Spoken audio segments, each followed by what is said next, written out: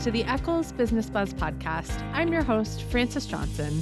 Thanks for tuning in for another great conversation about the new strategic direction, priorities, and goals here at the David Eccles School of Business. When we talk about the strategic priority of societal impact, research conducted by faculty here at the Eccles School is a key component. Relevant and timely research helps faculty prepare students with the latest thinking and skills. It can help inform policy and decision makers locally and nationally. It can even fundamentally change and improve the way business is done. And that is the case with research conducted by Todd Zenger and Teppo Felin, who are joining me today. Todd Zenger is the N. Eldon Tanner Chair in Strategy and Strategic Leadership at the Eccles School and holds the University of Utah designation as a presidential professor. Todd is also part of the Goff Strategic Leadership Institute and was part of the team that designed our Master of Business Creation program here at the Eccles School. Todd was inducted as a Fellow of the Strategic Management Society in 2022 and as a Fellow of the Academy of Management in 2023. Teppo Felin is the Douglas D. Anderson Endowed Professor of Strategy and Entrepreneurship at the John M. Huntsman School of Business at Utah State University. A native of Helsinki, Finland, Teppo has also taught at Oxford University, Goizueta School of Business at Emory University, the Marriott School at Brigham Young University, and Lund University in Sweden. And this fall, we're so excited that Teppo will be joining us here at the Eccles School as a new tenured faculty member and co-director of the Ion Management Science Lab, which we'll be talking about in a few minutes. Together, Todd and Teppo have conducted research that invites entrepreneurs and managers to adopt a more scientific approach to pursuing value creation, a very novel approach that is accumulating considerable interest among both managers and fellow business school faculty, which they are here to talk more about today. Todd and Teppo, thank you for being here. Thanks for having us. Yeah, great to be here. Okay, well, let's start at the beginning. That was a lot of information in the intro. We're going to get into all of it, but where we want to start is this new approach to management and entrepreneurship. So historically, the approach has been a certain way for a long time, and this is a new way of thinking about management and entrepreneurship. So where did the idea for this new perspective come from, and why did you think there might be a better way to think about these disciplines? Todd, we'll start with you. Well, to be truthful, the answer to these kinds of questions is there are like 10 explanations as to where it came from, but I'll give you the one that sort of has currency in my head currently. I was sort of trained in many ways as an economist, although I don't consider myself an economist, but I had lots of economic sort of training. And the way economics, I think, thinks a lot about sort of value creation is that it has a whole lot to do with getting incentives right, that when we get the incentives right and we gather information in the right way, that value is created. And so a lot of my early research was about incentives and governance and how we sort of structure organizations so that incentives are correctly aligned such that value creation will happen. And I think at some point there was this realization that, well, there's more to value creation than just getting incentives right, that there really is this process in which people are thinking and groups are gathering and trying to find ways to create value, and that there was an important sort of cognitive and perspective and almost sort of theory angle here that was particularly important. And my initial sort of transition was to think about problems that organizations were engaged in, and to think about the problem as this unit of analysis that organizations are set up to sort of solve problems. And so how do we compose the right approach and incentives and governance to help people solve problems more effectively? And And then it sort of transitioned into thinking about the fact that for many people, the process of solving a problem really begins with coming up with a cognitive frame for that problem and ultimately sort of creating a theory about how to solve it. And this is sort of where my collaboration with Teppo uh, took over, and we started collaborating. And maybe I'll let him take the story from there. So I used to work in venture capital, and my job was to listen to pitches from companies. And I always wondered, how do I assess what these companies are telling me? They all have big plans. They want to create new markets. They want to have 1 billion customers and lots of revenues and so forth. And I wondered, how do I kind of try to assess the future?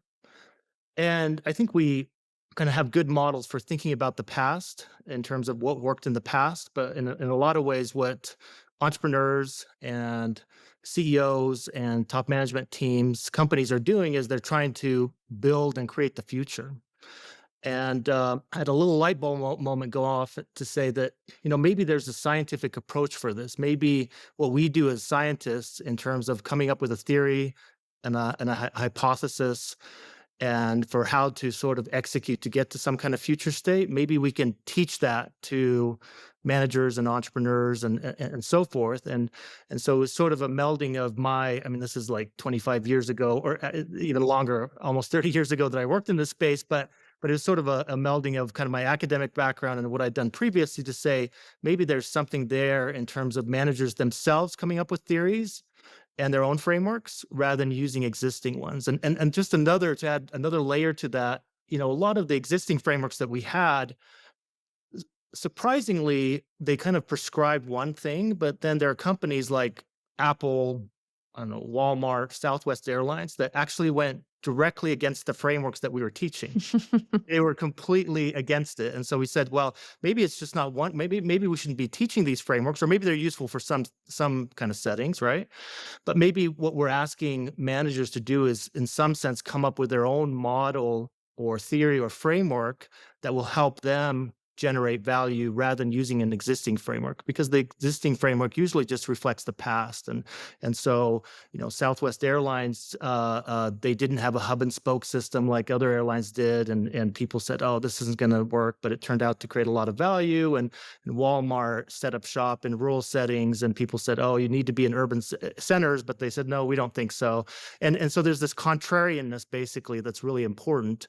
And anyway, so that's kind of the initial foundations for me, and link up to some of the things that Todd said as well there. So I want to pull out a couple things, connect these dots a little bit. So number one, we're talking about problem solving as value creation, right? We're not just talking about business to make money, ideas to incentivize people. We're talking about what is an issue that we see. Let's take the Walmart example. There's no access to big box stores in rural settings, right? So we see a problem, and the solution of that problem could create value for a certain group of people. So that's one thing. Number two, sometimes our solution goes against some conventional wisdom, right? So we're talking about a future state, not a past state, which I think is really important. And even as we think about our own lives and what we're trying to create, or our students are thinking about their lives and what they're trying to create for their own path and their own future, it's probably useful to remind ourselves that we don't just have to think, okay, this is what finance majors before me have done, and so that's what I'll do, right? We're talking about what's a sort of new future state that I can create by the way that I solve this problem. And then how do we take that and teach it to managers, to students, to entrepreneurs, so that this becomes the way that people approach creating new businesses, managing their own businesses, and solving problems. So you brought all these ideas together. Hopefully I got them right. And then how did you test it? How did you say, okay, this is what we think can happen. Now we are going to use this scientific approach and test our own theory. I'll leave it up to the two of you who wants to start there.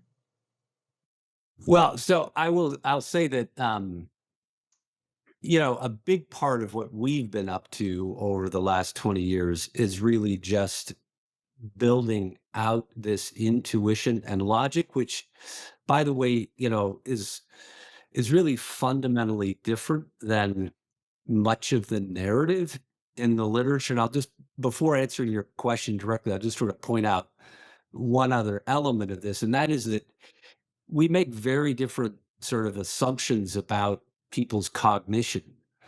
That, a common assumption is that we're sort of highly overconfident, that we're extremely biased, that our minds are riddled with bias. And in many ways, that's all true.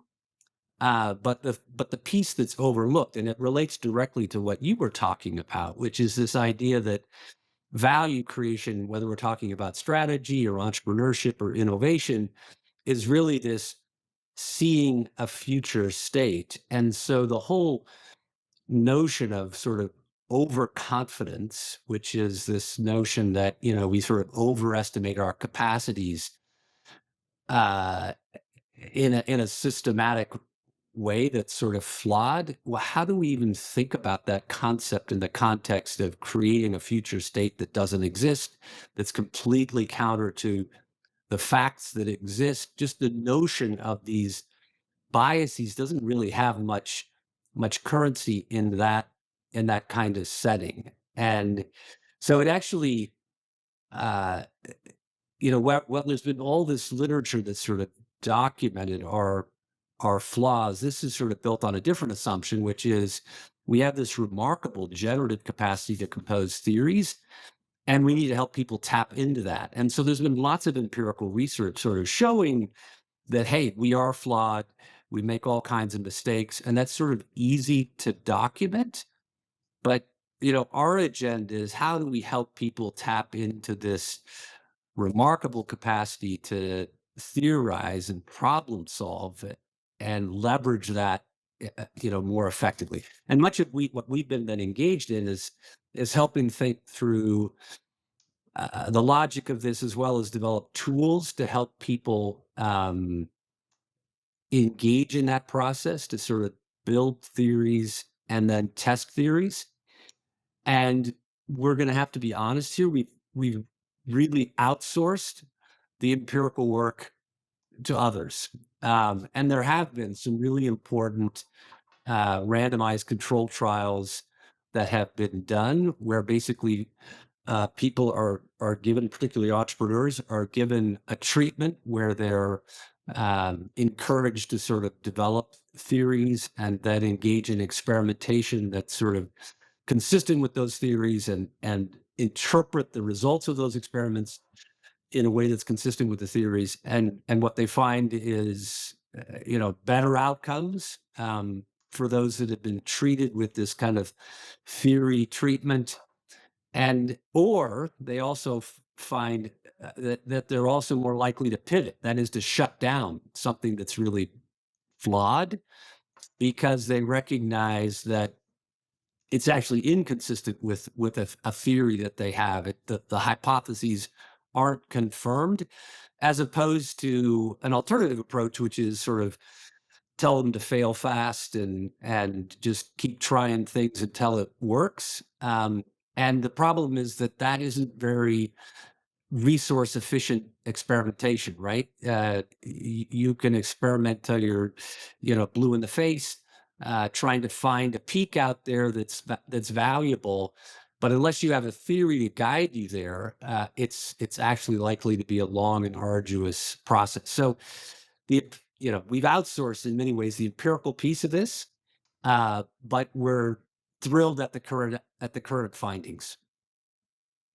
Teppo, maybe you could give us an example of what this would look like in practice. So what would a theory be, for example, for an entrepreneur, and then how would they go about testing it in this way instead of just Yeah. right, that fail fast mentality of throwing stuff at the wall?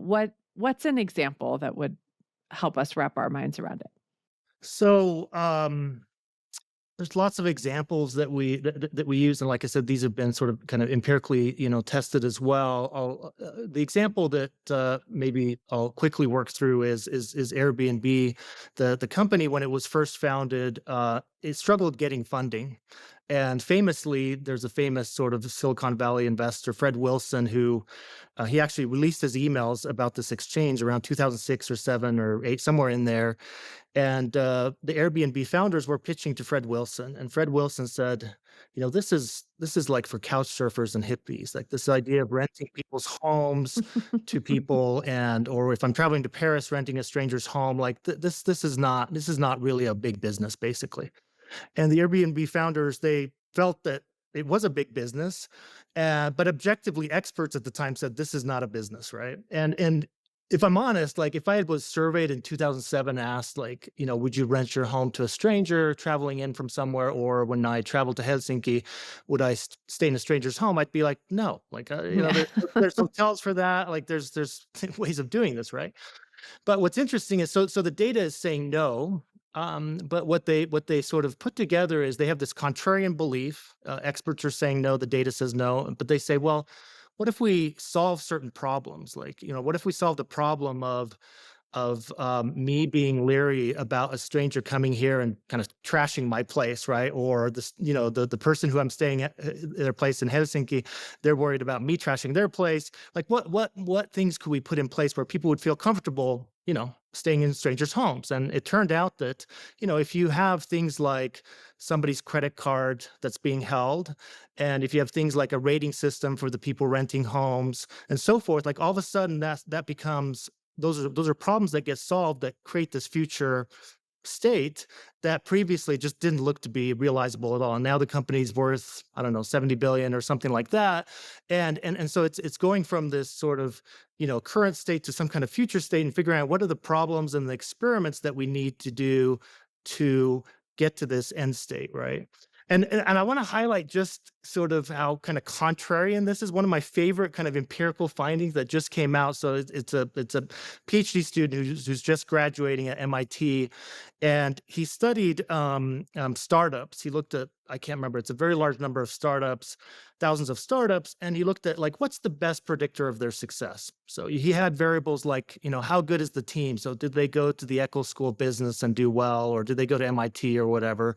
Do they have patents? He looked at all these different variables. What's the best predictor of whether the startup is actually successful? Because startups are like fruit flies, they kind of come and go, and it's hard, right?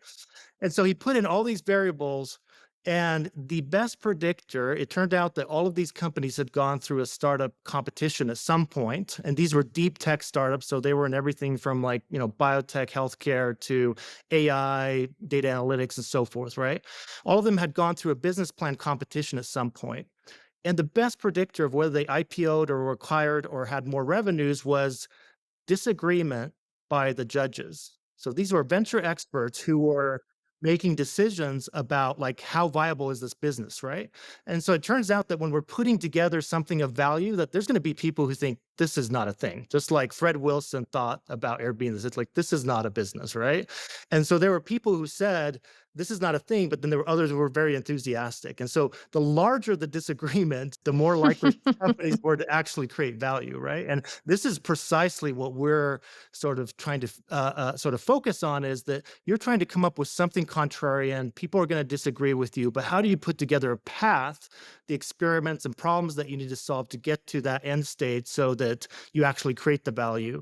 And so we have kind of this overall rubric of thinking about how contrarian your idea is, what problems you need to solve, what experiments you need to do to get to that end state, and that's what we teach in the various programs that we're teaching in. So Yeah, it seems like that working the problem is the key to this way of thinking, right? Instead of just saying, oh, I think we could have a business where strangers stayed in each other's houses. Let's just put a bunch of strangers in a bunch of people's houses and see what happens, right? Instead of that approach, we're saying, okay, we think this can work, even though people are saying no. Why are they saying no, right? What are the problems that other people see or that we see to getting to where we want to go? And we work those problems and then launch. right? And we've set ourselves up for better success. And it's exactly kind of the formulation of the problem of saying, like, these are the problems we need to solve, right? That people don't always see immediately. Like Fred Wilson didn't see that if we solve these problems, we'll actually get to this future state. And this is actually, just at a side note, like, this is something that AI really struggles with, right? So AI is just taking sort of the past and existing data, and in this situation, what the human can do is sort of, kind of have a theory and formulate and say, no, if we solve these couple problems or experiment here, we might actually be able to get to this end state. So Yeah, I think this reminder that we're talking about something in the future that hasn't been done before can be very overwhelming, I think. But when we have a path and these steps that we can follow to get to the future that we think can exist, it becomes much more attainable. Todd, I cut you off. Yeah, I was just going to say that, of course, there's no guarantee that the theory you put together, however well educated you've become through our intervention or whatever it might be, is going to be right. Our hope is that we elevate the odds of it being productive, and particularly a productive way to learn. And I think it's also the case that frequently these theories are going to be involved in that, are going to evolve, and that reframing of the theory is frequently about going back and reformulating the problem. So you think about sort of the SpaceX breakthrough, right? So initially, the idea was, let's just build cheap rockets with cheap materials, and the theory was we've got to get rockets, the whole process, to be 10% of the current cost. And so the solution was, well, they're using just expensive materials and methods and approaches, and let's just sort of cut everything down. And they quickly discovered that theory wasn't going to work, or that formulation of the problem wasn't going to work. And so they realized that they really did need to use high quality materials that were durable. And so the theory became, okay, they've got to be reusable rockets, which was, of course, the old technology. This is the way, the space shuttle had thought about things. But then they had a new problem, which was, how do we, get these rockets back to Earth, without them sort of burning up, or being massively damaged, which was what was happening with the space shuttle. And so it was reframing the problem, thinking, okay, well, somehow they exit the Earth's atmosphere and they're not damaged. How do we take them back through the Earth's atmosphere at the same speed, the same heat, and such that they don't burn up? And of course, that was sort of the breakthrough, right? Okay, we can turn these rockets around and land them slowly, and now everything is going to work. We can take durable materials lightly, put some light heat shields around them, and this whole thing is gonna work. And they're still struggling to kind of work out they're still running experiments to make it work perfectly, but I think everybody sees now that the theory is working, right? And that's a great example because I think it shows us the end goal, the future state didn't change, right? But the they pivoted their process, right? They disproved some theories, they proved others, and so changed the steps that they were taking to get to the goal, but the goal stayed the same. But I think they saved themselves a catastrophic failure at the end by failing maybe smaller and more slowly in the middle. So, how does this change? Right? We've had some great examples of businesses, companies that are established that we've all heard of that have worked through this type of process. Let's bring it back to the students that the two of you are interacting with, through Masters of Business Creation, through strategy and entrepreneurship and leadership classes. How does this idea and this approach change the way that we teach students to think about problem solving and value creation? So, I'll jump in here first, I guess. Yeah, I will say that, while we firmly believe that we're constantly composing theories, this is how we navigate life. We also firmly believe that getting a great theory about a complex problem is a really difficult thing to do. And that's certainly been my experience in the classroom, that um, these are sort of light bulb moments for students, but it isn't like they have this sort of conception of what that end state is, sort of. But composing this theory about how to achieve it is not light work. It's not light cognitive work. It's, it's thinking about this architecture of, what problems do I need to solve? What needs to become true in order for this end state to be achieved? And getting that on paper or in a graphical image or in a sentence or in a paragraph is an enormously difficult process for many people, and it requires some real cognitive work. But my experience is that when they finally get there, they're just blown away, right? With the clarity of the vision that they then have about, okay, this is what I need to do, as well as what I need to test, right? It's like, okay, well, my theory is that if these things, if I can make these things true, that magic's going to happen. Well, now they know what they have to figure out, whether they whether they can make true, right? Can they make these things? Can they solve these sub problems? Find solutions? And now they can interpret their experiments sort of through this lens, right? And they have something much more tangible, not like, does my end product work? Because getting to the end product maybe requires, a seed round of financing and major investment. They can't get to that state without sort of getting funding. That so they need to sort of run the experiments in some sense that'll enable the funding, that will cause people to believe in their theory. And that requires, kind of solving these sub problems and running experiments and gathering evidence that convinces investors, convinces themselves, convinces their co-founders, persuades co-founders to join this team because this theory is actually gonna work. So it's a lot more work for students than just saying, I have this great idea and now I'm going to go try to make it happen. We're asking them to go more slowly, to think more critically about the actual end state that they want to create and what it will take to get there. Teppo, your thoughts on Yeah, students? just to add to that, it definitely demands more of students, and it's worth contrasting what we're kind of teaching here to alternative approaches. And so there's approaches like lean startup, for example, that's been used by startups, but also by existing companies. And that approach says that when you're coming up with something new, need to come up with a minimum viable product and talk to customers as soon as possible, right? So that's one approach. But it's been used as kind of this, panacea or one size fits all tool that will get you to that end state. But the best way to summarize the issue with that is Henry Ford has this quote: "If I'd asked customers what they wanted, they would have said a faster horse."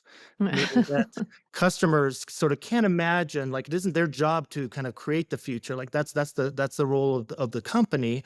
And so what we're asking entrepreneurs and managers and CEOs and founders to do, venture capitalists, is to carefully think about that future state, but then put together kind of the causal path, what problems they need to solve and experiments they need to do to get to that end state. And so it's not kind of a one size fits all in the sense of do this one thing. It could be a number of different things, but it's all held together by this overall kind of theory of or model of how you're going to get to that end state. And then your conversation is about that. And then you have sort of clear milestones about what you need to do to get to that end state and so forth. And it's fundamentally changed, now over the years as we've taught this.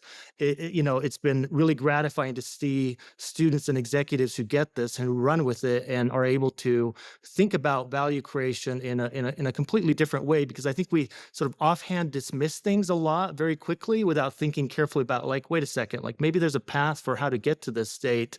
And in some ways, that's what we're asking students coaches to do is to be scientists about it, to be very carefully, logically thinking through the process and helping them. And we think that will help them create more value for the company, but for stakeholders and for society as well. So. No Well, question. just to build on this Henry Ford example, while Henry Ford can't ask the people, what do you want, and they're gonna respond with a faster horse. He could ask, hey, is this seat comfortable? Or he could talk to engine designers. Hey, could you build an engine that sort of sits on this platform? Or some people working with gearing systems.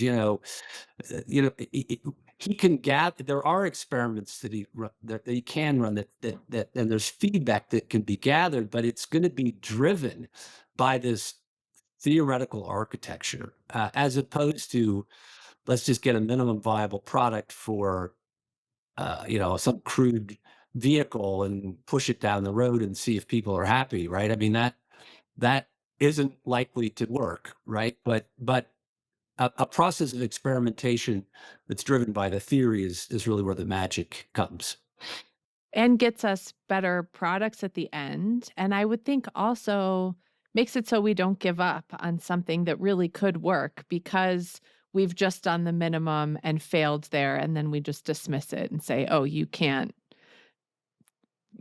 make an engine that moves people around, right? Because you went too far too fast. But instead, as we solve the problems between where I am and where I want to go, the possibility of the future that we see becomes more tangible.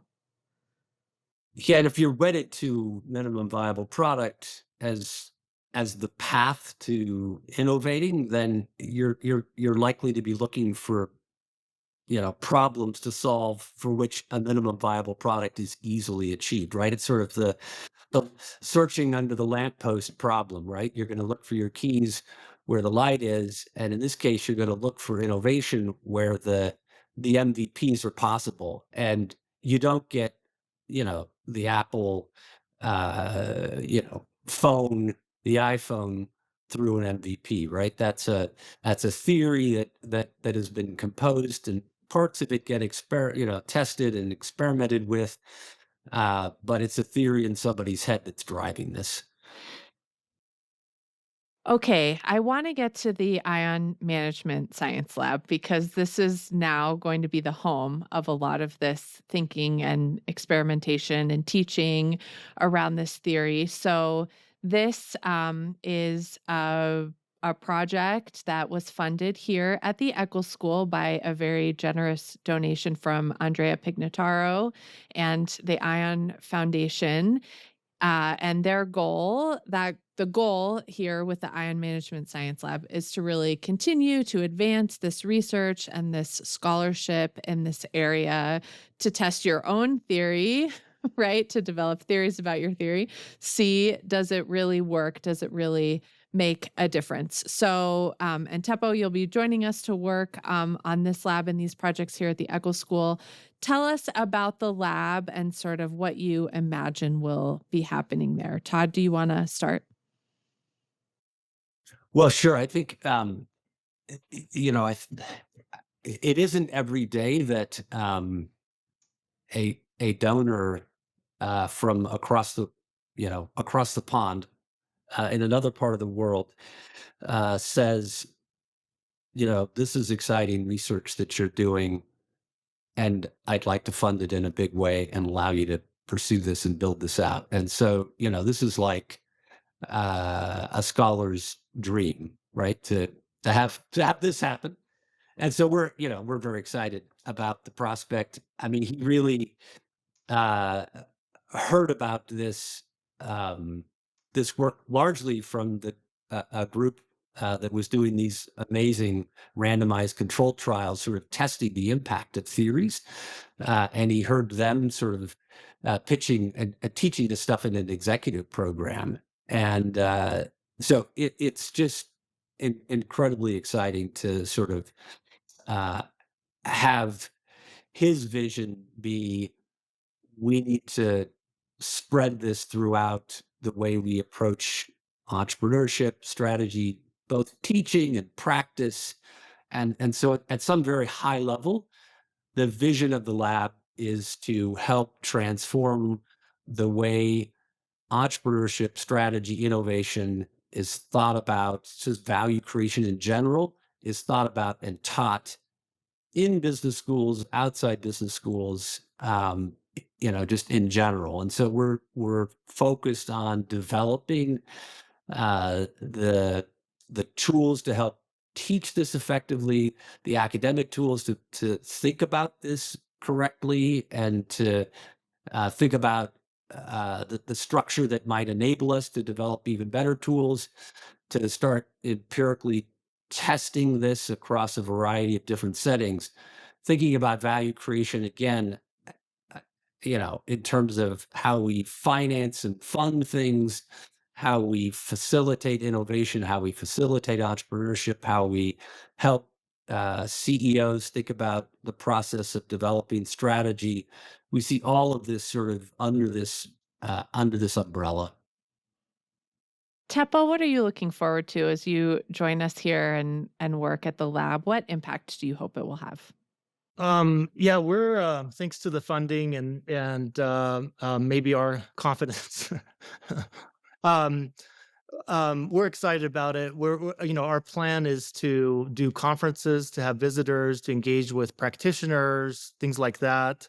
In terms of the impact of this, we've talked mostly about kind of strategy and decision making and startups, but we feel like any domain where you're trying to figure out the future in some sense, at the level of individuals or organizations, but you can take this to any level, even nations and so forth. You're having to sort of articulate some kind of future, and we think this framework has some legs for helping people think through that. And even domains like mergers and acquisitions, we know that, I don't know, I think the numbers are like 15% actually create shareholder value. And we'd argue that it's because people don't have a careful theory, like there's loose senses of having a synergy or something between two companies. But our argument would be you need to sort of have some kind of imagined future state and a set of steps for how to create that value. And so a domain like M&A would be a place to apply this. We can think about my former domain of venture capital. That's an area where people are making very consequential now with AI, billions of dollar investments, right? And so on what basis do those investments get made? And we'd argue that having some kind of logic around having a theory and a set of problems to solve will help people make better investments in those domains, as well as private equity and so forth. And so it's an ambitious agenda, and we have an AI conference coming up and other types of things, but we're very excited about sort of launching this. And Andrea has been just a tremendous supporter and consumer of this material. And so it's been amazing to see this sort of blossom both in the practitioner circles, but then also now there's this work happening in Italy, and there's also kind of a sister lab in HEC in Paris as well. And so we're very excited to be sort of working on this with a global team. So. And it seems to me that this is also a place for some great interdisciplinary cooperation. We're not, the problems that we need to solve aren't just business problems, right? There are people all over campus who are thinking about environmental problems, philosophical problems, problems of sort of ethics and inclusion, right? There are lots of types of problems that we solve or that we try to solve. And it seems to me that there could be a really exciting intersection of this type of approach to those imagined future states as well. Todd and I have published, I don't know, 20 something articles over the past dozen years, together, or, maybe longer around this. Or 20 years, yeah.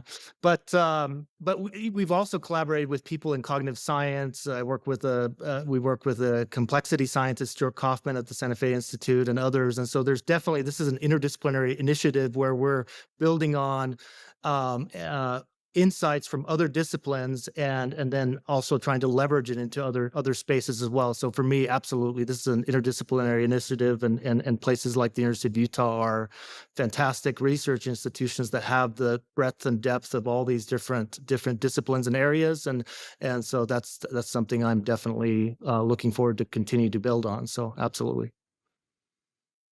Well, Todd, to bring us full circle in this this priority of societal impact. This is one of the 3 new strategic priorities here at the Eccles School.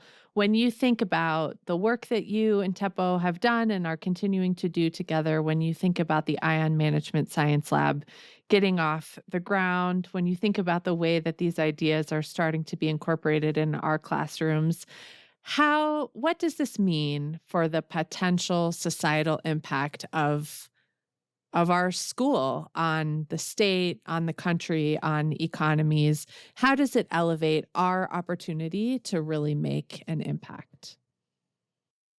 So I love the broad brush with which you painted the potential impact here, right? And the way you connected it to sort of problems, because there is no end of problems, and problems are solved by people with contrarian, out of the box visions about how to solve them, and then composing creative theories about how to navigate this causal process to achieving that future state. And that as you said, it's whether it's a grand challenge, I suspect in the next 2 years we'll probably have a conference on grand challenges, and how can this scientific approach help us think more carefully about grand challenges. And I think you're absolutely right. This is sort of highly interdisciplinary.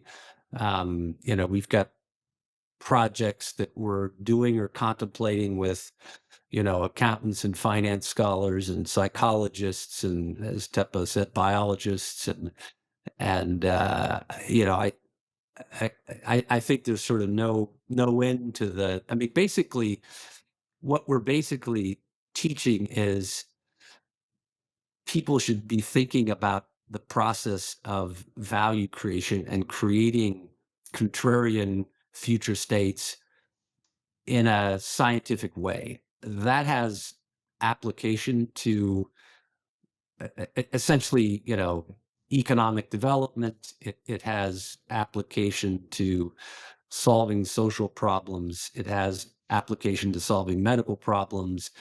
Obviously, entrepreneurship.